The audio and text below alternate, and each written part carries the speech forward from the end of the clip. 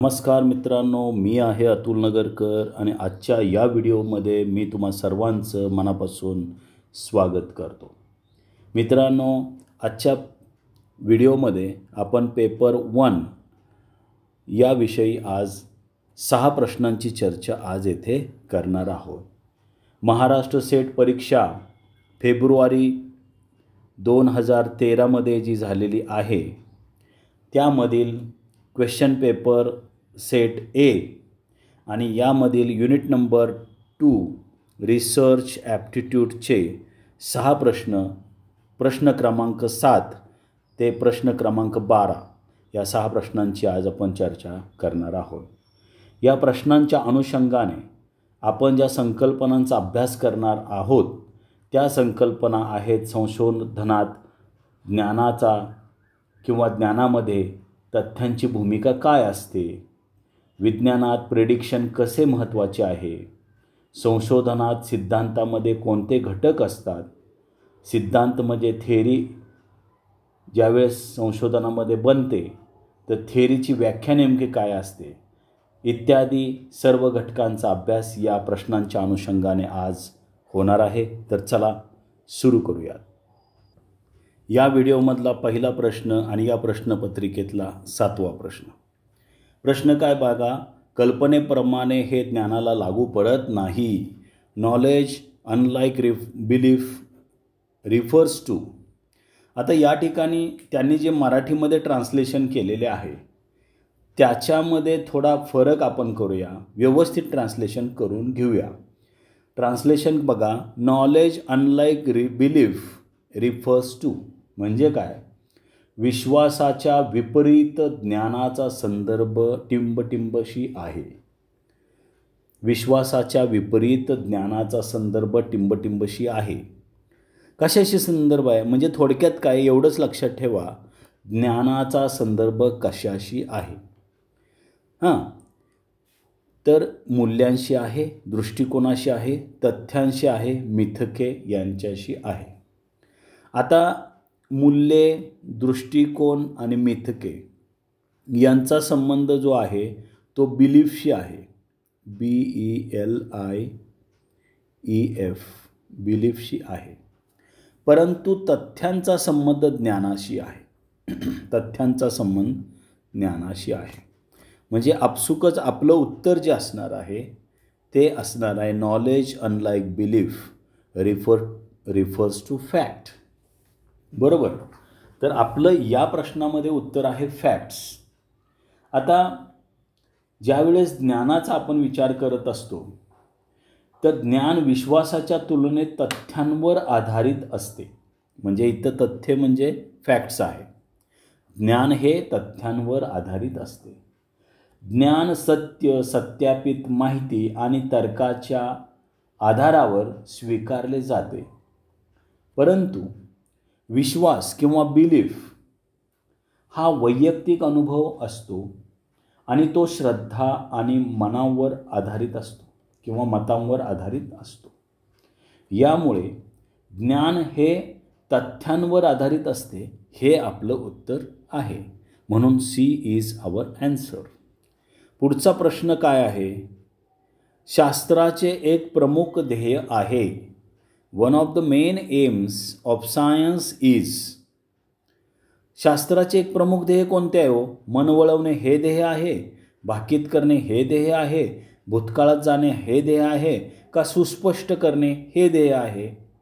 One of the main aims of science is persuasion, prediction, postdiction, assertion. या 4पैकी कुठला आहे. आता मन वळवणे हे शास्त्राचं प्रमुख ध्येय तर नाहीच आहे. भूतकाळ जाणणे हे देखील शास्त्राचे प्रमुख ध्येय नाही. प्रमुख ध्येय नाही. ध्येय असू शकतं, प्रमुख ध्येय नाही. आता राहिले भाकीत करणे आणि सुस्पष्ट करणे. आता सुस्पष्ट करणे म्हणजे काय. असर्शन हे एक विधान असते, केवळ विधान असते, पण ते पुराव्यावर आधारित असेलच असे नाही. बघा मी पुन्हा सांगतो.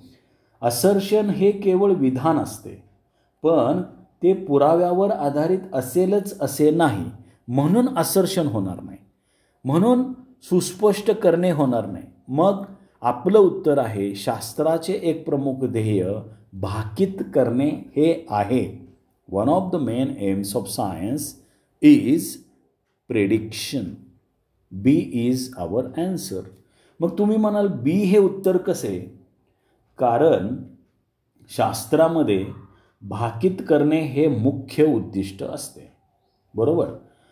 कारण ते निरीक्षणे आणि पुराव्यावर आधारित असते. बघा, मी मगाशी काय सांगितलं, असर्शन हे पुराव्यावर आधारित असेलच असे नाही, परंतु प्रेडिक्शन हे पुराव्यावर आधारित असते. म्हणून one of the main aims of science is prediction. शास्त्राचे एक प्रमुख ध्येय आहे भाकीत करणे. बी हे आपलं उत्तर आहे. पुढचा प्रश्न बघा.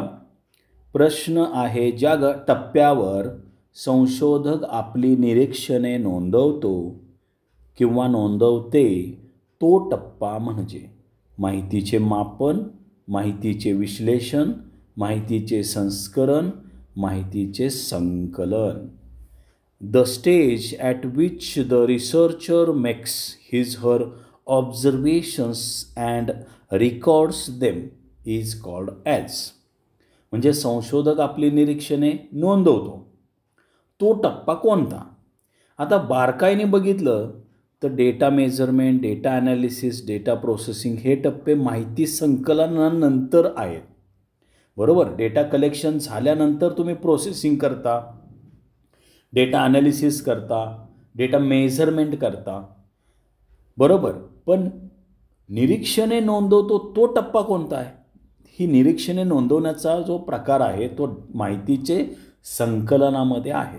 माहितीचे संकलनामध्ये आहे किंवा त्याला आपण डेटा कलेक्शन असं म्हणतो. म्हणून डी हे उत्तर आहे. ज्या टप्प्यावर संशोधक आपली निरीक्षणे नोंदवतो तो टप्पा म्हणजे माहितीचे संकलन. आता पुढचा प्रश्न जो आहे तो अतिशय इंटरेस्टिंग प्रश्न आहे. प्रश्न 10वा. परस्पर संबंध असलेल्या संकल्पनांचा समूह, व्याख्या आणि सिद्धांत ज्यांच्या योगे एखाद्या घटनेचा पद्धतशीर विचार मांडणे म्हणजे काय? म्हणजे कार्यप्रणाली, म्हणजे सिद्धांत, म्हणजे पद्धत, म्हणजे कार्यकारण भाव.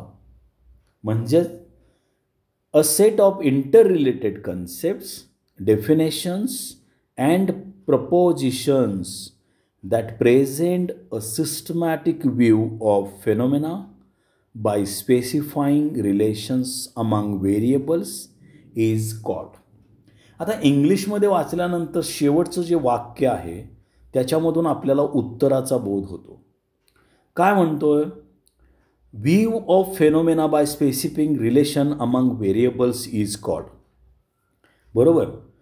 तर परस्पर संबंध असलेल्या संकल्पनांचे समूह, व्याख्या आणि सिद्धांत यांच्या योगे एखाद्या घटनेचा पद्धतशीर विचार मांडणे म्हणजे काय? हा असा सरळ सरळ प्रश्न आहे आणि त्याचं सरळ सरळ उत्तर आहे म्हणजे थिओरी, म्हणजे सिद्धांत. बी हे उत्तर आहे.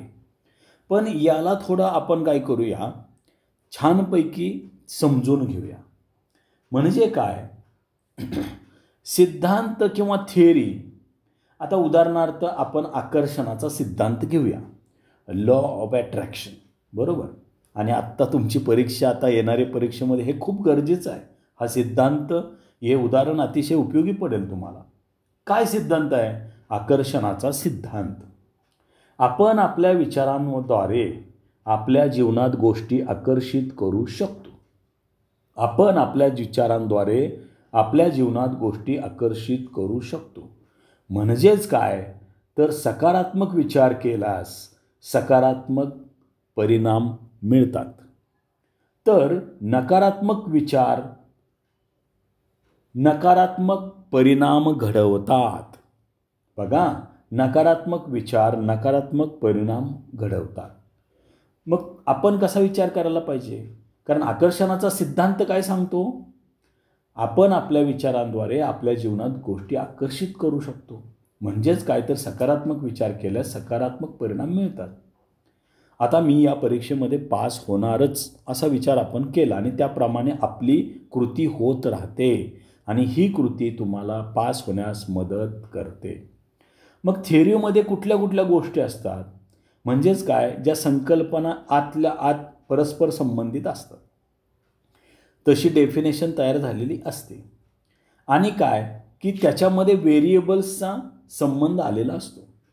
स्पेसिफाईंग रिलेशन अमंग व्हेरिएबल्स. आता तुम्ही म्हणाल या सिद्धांतामध्ये व्हेरिएबल कुठला आहे, तर आपले विचार आणि त्या विचारांसोबत होणारे परिणाम.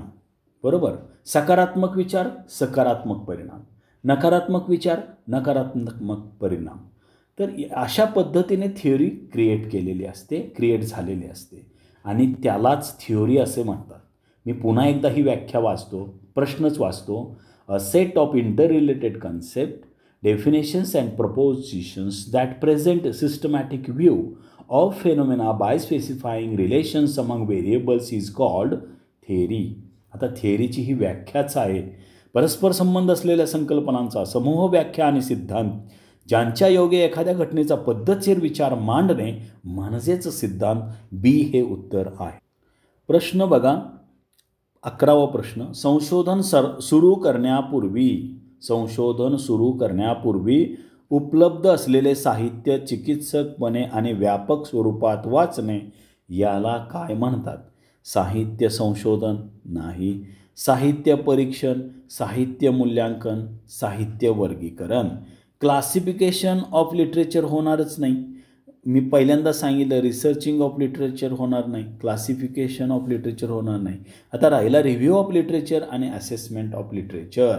त्यावेळेस तुम्हाला खरं तर साहित्य परीक्षणाच्या ऐवजी त्यांनी शब्द द्यायला पाहिजे होता बी ऑप्शनमध्ये. इथे साहित्याचा आढावा. कारण का, आपण रिव्ह्यू ऑफ लिटरेचरच करत असतो. बरोबर. संशोधन सुरू करण्यापूर्वी उपलब्ध असलेले साहित्य चिकित्सकपणे आणि व्यापक स्वरूपात वाचणे याला रिव्ह्यू ऑफ लिटरेचर किंवा साहित्य परीक्षण असे म्हणतात. साहित्य मूल्यांकन देखील म्हणत नाहीत. An exhaustive and critical reading of the available literature on the research topic prior to its investigation is called as review of literature. B is our answer. Review of literature. या व्हिडिओमधला हा शेवटचा प्रश्न आहे. प्रश्न काय बघा, फोकस ग्रुप डिस्कशनमध्ये साधारणपणे किती लोक सहभागी होतात? किती लोक सहभागी होतात? 6 ते 8 लोक सहभागी होतात. ए हे उत्तर आहे. तर आजच्या या व्हिडिओमध्ये आपण फेब्रुवारी 2013 पेपर 1 जो जनरल पेपर आहे सर्वांसाठी उपयोगी आहे, त्यामुळं हा व्हिडिओ सर्वांसाठी उपयोगी होणार आहे. त्यातला क्वेश्चन पेपर सेट ए, त्यातलं पेपर नंबर 1 मधलं युनिट नंबर 2 संशोधन अभियोग्यता, त्यातले प्रश्न क्रमांक 7 ते 12 या 6 प्रश्नांचा आज अभ्यास केलेला आहे. त्यामध्ये त्या प्रश्नांच्या अनुषंगाने आपण संशोधनामधील जे नॉलेज आणि नॉलेजमध्ये जे फॅक्ट्स त्यांची भूमिका काय असते किंवा तथ्यांची भूमिका काय असते हे पाहिले. विज्ञानात प्रेडिक्शन कसे महत्त्वाचे आहे हे पाहिले. संशोधनात सिद्धांतामध्ये कोणते घटक असतात किंवा थिओरीमध्ये कोणते घटक असतात हे पाहिले. अशा पद्धतीने आजच्या या व्हिडिओचा नक्कीच तुम्हाला सेट परीक्षा क्वालिफाय करण्यासाठी उपयोग होणार आहे. जर तुम्हाला हा व्हिडिओ आवडला असेल तर तुम्ही नक्की लाईक करा, शेअर करा आणि सबस्क्राईब देखील करा. धन्यवाद.